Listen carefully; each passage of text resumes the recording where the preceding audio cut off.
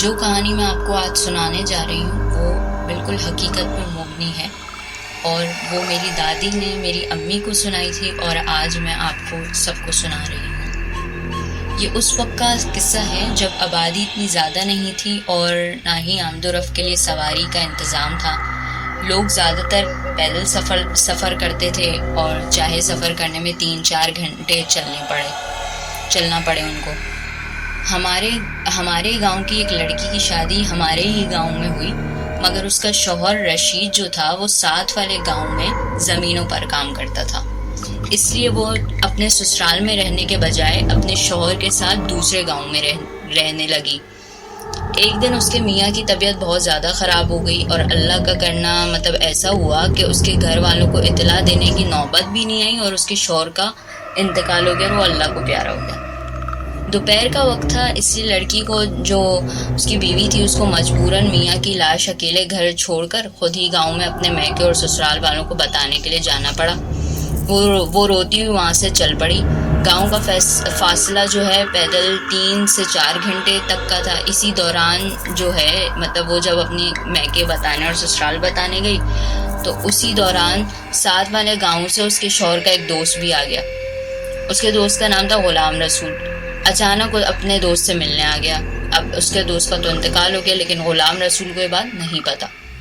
غلام رسول جو ہے گھر کے دروازے پر پہنچ کر اسے آوازیں دینے لگا کہ رشید رشید۔ تو رشید نے اندر سے آواز لگائی اور بولا ہاں میں اندر ہوں، اندر ہی آ جاؤ۔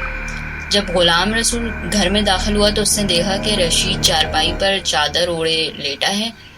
تو غلام رسول نے پوچھا کیا بات ہے، خیریت ہے نا؟ رشید بولا ہاں بس کچھ طبیعت ٹھیک نہیں ہے۔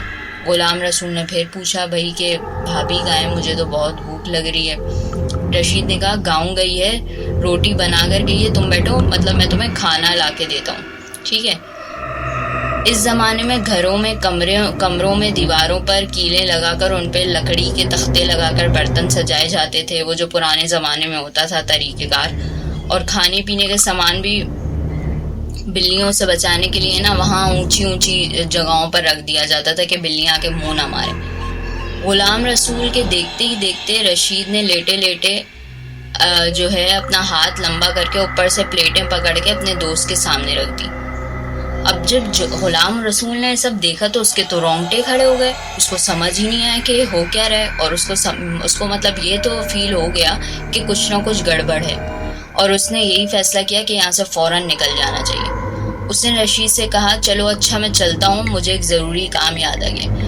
مگر رشید نے کہا کہ نہیں بیٹھ کر کھانا کھاؤ۔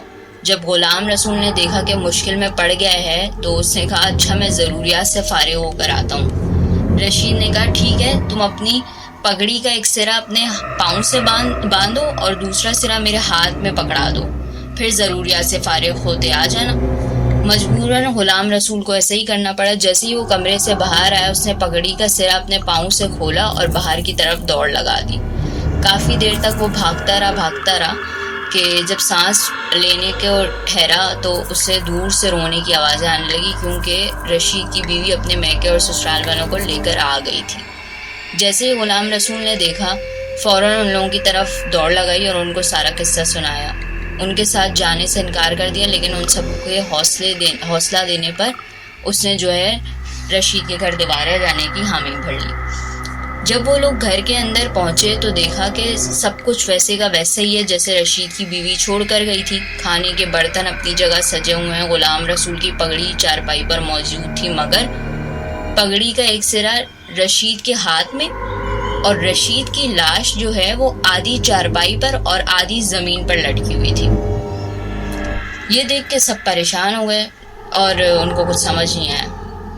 یہ جو بات ہے اور جو کہانی ہے آج تک سمجھ نہیں آئی لوگوں کو کہ کیا ہوا، کہ جب رشید کی بیوی گاؤں جانے کے لیے نکلی تو کیا رشید اس وقت زندہ تھا اور جانکی کے عالم میں اس نے چارپائی سے اترنے کی کوشش کی، مگر موت نے اسے مہلت نہ دی۔ اگر اس بات کو مان بھی لیا جائے تو پھر سوال یہ کہ غلام رسول کی پگڑی کا سرا رشید کے ہاتھ میں کیسے آیا؟